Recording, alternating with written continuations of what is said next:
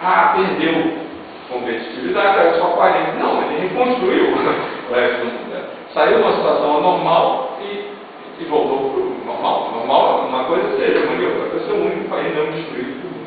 E mais ou menos o que a gente achava, significando um pouco, em 1991 é um ponto parecido. A vitória da Guerra Fria, a desmontagem da União Soviética, o neoliberalismo no mundo inteiro, aquilo não podia durar, não durou aquela discrepância, mas não era, ainda bem, está mudando, mudou mais rápido do que a gente esperava, mas também de novo cometeu, que essa pessoa está cometendo a mesma coisa, de misturar o desejo de que as coisas andem mais rápido, tudo bem, vai, com a análise de fatos objetivos e que as coisas estão mudando, mais ou menos, e que você não precisa lutar, porque o inimigo, seja o excesso de poder internacional dos Estados Unidos, seja o excesso de poder de capital sobre o trabalho, está se sozinho, colapsando, está pagando pelos seus pecados. E não é isso, e não ajuda nada a discussão para a gente trazer ilusões. Então é chato, porque muita gente diz, então vocês são otimistas.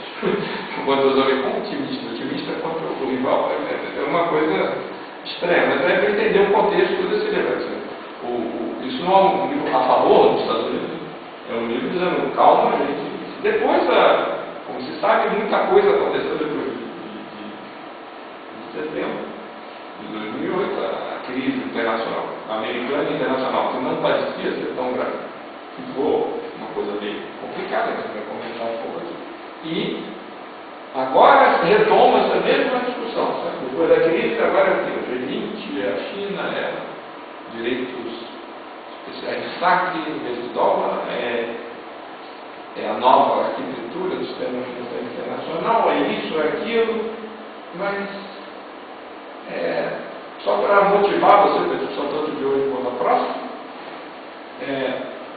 na Argentina, vocês estão tendo esse sentimento que os Estados Unidos e os países centrais estão muito mal e os países periféricos estão muito bem agora, depois de setembro de 2008, nós estamos melhor do que antes. Então, não, é só para porque discute na mídia como se agora a gente vai para o G20. A gente volta de uma crise, falta de pagamento horrorosa, mas a gente vai no G20, certo? Conversa, assina uma declaração que não vai fazer protecionismo, não vai fazer controle de capitais. E volta dia seguinte, no caso da Argentina, uma semana depois, diz que tem que botar uma tarifa. É aparecer na fotografia lá é legal, voltando, mas outra coisa é voltar aqui e não tem dinheiro, não tem dólar. Então, a gente andou muito diferente. A gente tenta olhar, não, por exemplo, só para dar esse exemplo, nosso grupo tem algumas diferenças disso aí. A gente não olha a fotografia, a gente olha o que está escrito na declaração.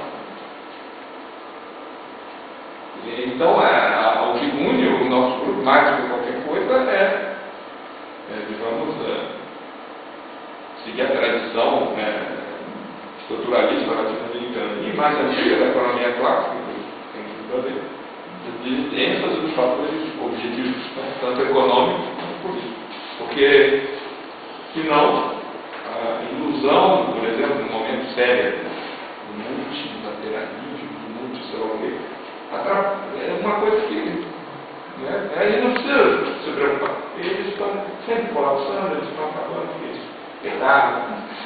E agora vem a punição dos céus. Então, não é uma postura fatalista, não é uma postura pessimista nem otimista, é uma tentativa de olhar o que mudou mesmo. Então, de fato, o que a gente queria dizer é registrar que houve muita mudança até aquele poder relativo é isso, mas ver a verdadeira dimensão disso, e outra coisa importante, falar dessa coisa mais heróica, também a gente queria mostrar que, em diferentes formas, que essa redução relativa de poder dos Estados Unidos em relação aos outros, no período de ouro, que até a crise, 2000, não requereu nem uma mudança nos organismos internacionais, nem na arquitetura do sistema financeiro internacional, nem nas regras do FMI, nem nas regras de Basileia, nem teve mudanças políticas nos países que resolveram enfrentar ou fazer algo diferente. Não há a menor necessidade de esperar essa grande harmonia mundial para mudar as coisas concretamente. Já outros, várias mudanças do Brasil foram melhores para muitos países do que os outros. Então agora, novamente, todos estão preocupados com o jogo multilateral, com votar, no Brasil votar 3,7%, não 3,4% no Fundo Monetário Internacional, mas não sei se é por aí.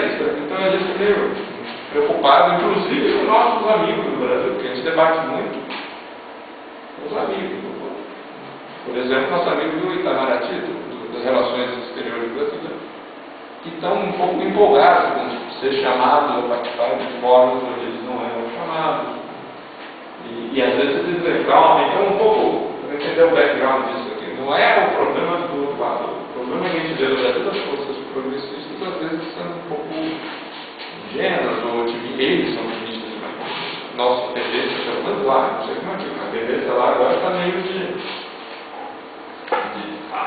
que os Estados Unidos estão muito mal, tiver crise, e eles precisam do BRICS, Brasil, precisam, sei lá, de quem, consenso, de apoio, Obama, simpático. Então, essas coisas a gente traz nós somos o mensageiro da má notícia, e a gente faz muito no Ministério das Relações Exteriores, discute muito com os progressistas. Que é um problema, porque eles são capazes de entender isso, não interessa a gente. Eles fazem a crítica em outro nível, no nível mais acadêmico geral. Então, na discussão de hoje, que é sobre a economia americana, uma complicação adicional é que, como eu falei, muita coisa aconteceu de setembro para cá. Então, em vez de falar exatamente o que tem no meu capítulo sobre os Estados Unidos, que acaba praticamente em setembro de 2008, o que seria meio estranho. Não dá para fingir que não mudou muita coisa desde então. Eu vou comentar a dificuldade que os melhores analistas estão tendo de discutir a crise americana. Dificuldade tanto dos melhores analistas quanto minha, e eu não sou dos melhores analistas, porque basicamente todos, menos eu, previram uma crise. Crise mesmo, né? Porque a discussão lá vai dizer tendência, ciclo e crise.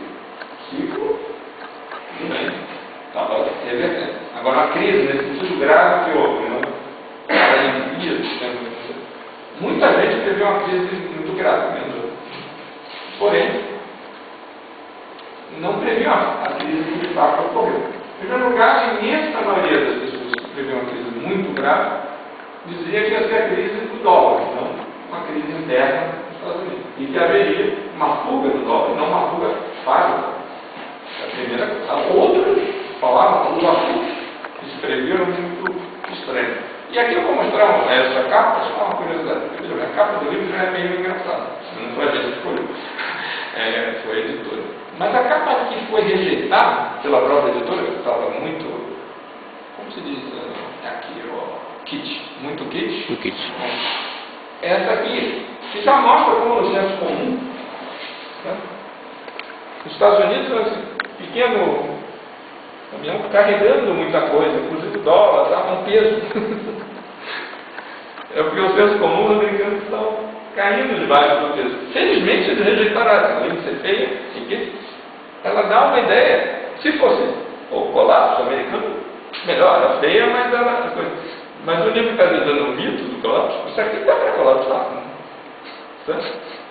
É engraçado, é uma curiosidade de que até o design, que não é o livro, americanos, não.